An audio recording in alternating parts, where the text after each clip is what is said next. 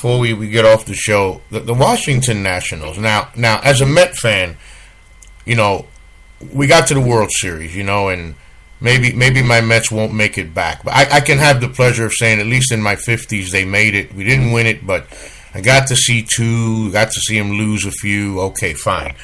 But I'll always, from now and forever, I'll always thank the Washington Nationals, because without the Washington Nationals, the New York Mets and no one else really would have ever had a chance in the East, because it wasn't even, they were supposed to win 100 games. John and I have been talking about that since the beginning of the year and before that, and they didn't. And the Nationals are going to try to make, you know, certain moves here, and I'm wondering now, managerial change, and I think they're adding a reliever. Who is this O'Day guy? Darren O'Day? Baltimore Orioles, a side armor, Chris. I think somebody that might be able to, I don't know if he can help the back end, but I think he can certainly help you get to the back end of that bullpen. Yeah, I think they already signed Oliver Brett today, so I think they're going to try to sign O'Day, and if they try O'Day, they're going to try to trade both Drew Storen and Papelbon at the winter meeting.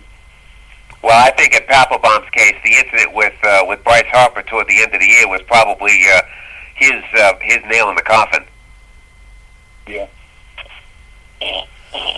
Well, gentlemen, this has been one of our better editions. Hey, Chris, I'm just going to assume, you know, you're going to join us every week, you know, so just in case, you know, I haven't told you, please, welcome. And, you know, we're on 7 to 8 Eastern, 7 o'clock Eastern, so whenever you can join us. Before you end it, Frankie's Field, Arizona is 6 years, about 195.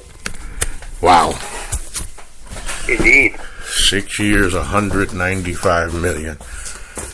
Man, John, I tell you, I sucked at baseball as a kid. You know, I really sucked. I mean, that was one sport I really sucked at. I got hit in the face.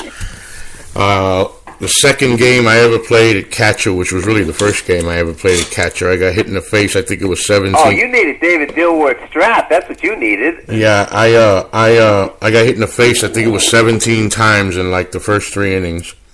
And I could never hit the ball. I think that if I played 7 years of baseball as a kid, my batting average may have been 7. Yeah, I mean, 7. Okay, there you go. And, but you look at baseball right now, and we know that baseball's always great, you know, the Red Sox and the Yankees and the Dodgers and the Mets, but I'm really looking forward to the season coming. I'm wondering what the Nationals might do to counteract the Milwaukee Brewers and the Pittsburgh Pirates. The Milwaukee Brewers had that run a few years back where they started to make the playoffs, and then these teams kind of fall off. The Pittsburgh Pirates found themselves, well, after We Are Family, they found themselves in a We Are in a ditch for decades. And these teams just can't seem to make that extra push, that acquisition. Guys, are we just going to be stuck in this big city baseball always with these every once in a while Diamondbacks, you know, the Cubs finally coming? It's always these big teams. I'm always looking for these little teams. The Kansas City Royals is a good story. That's a former world champion in themselves. But and then they waste all this money. John, you brought up the San Diego Padres. They spent all this money to do what? Well, they hoped it was to win a division or at least make the playoffs. It didn't either. They didn't even come close. No, they didn't. And they ended up losing their manager by the middle of July. Now that's something. You spent all that money, and your manager can't make it through the summer. I guess that was a hint right there. I would agree, and I think Chris would back that up. I mean, that imploded real quick in San Diego. It did, yeah. And guys, Pearl was very aggressive, but it just didn't work out. Right. I wonder what Bryce Harper's numbers are going to look like this coming year. I mean, this kid's only just getting better. Well, it's not just Bryce Harper, but I think it's a supporting cast with that team. I just think that it should have performed better than it did last year, and that's going to be the question this year. Can that supporting cast really make him look even better than he does on his own? Chris, anything else to add before we close the show out? John, we ended up having this was an hour itself. So we actually did an hour show. So ladies and gentlemen, part two is actually the In the Batter's Box. And In the Batter's Box, the comedic edition, is part one. Chris, what you got, Chris? That's all the news I have for now. It's all the news Chris got for now. Nothing else is broken. Nothing else in mind. John, anything else before we close the show? No, I think you're looking forward to a good week in Nashville, and I'll be curious to see next Friday night what comes of it.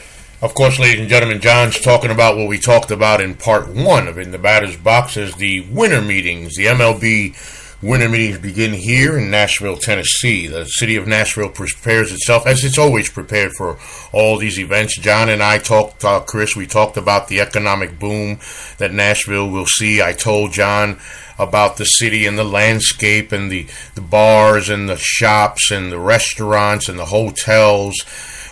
Strategically placed everywhere. It doesn't matter where you hang out. If you don't have a room, don't worry about it. You're going to find yourself near a hotel. And how the novelty stores, the souvenir shops, Broadway downtown is placed right in between the Gaylord Entertainment Center, the Gaylord Center where the Predators play, Nashville Predators NHL team, and then of course Nissan Stadium where the Titans play. And what a big effect it's going to have. And yes, we look forward to next week, of course, for another edition of In the Batter's Box, of course, with myself, your host, Ralph Garcia, along with my two co-hosts of In the Batter's Box, Chris Lacey and John Doucette. John, where can they find you, John? Well, they can find me at Radio Doucette, the Twitter handle that seems to be gaining momentum and steam with every day that goes by. And I want to tell everybody that is not of John's doing, because if steam propels his Twitter account, John would lock away all the steam.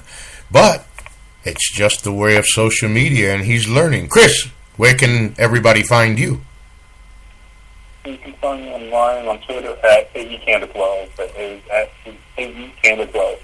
Fantastic. Of course, everybody always knows they can find me in two places on Twitter.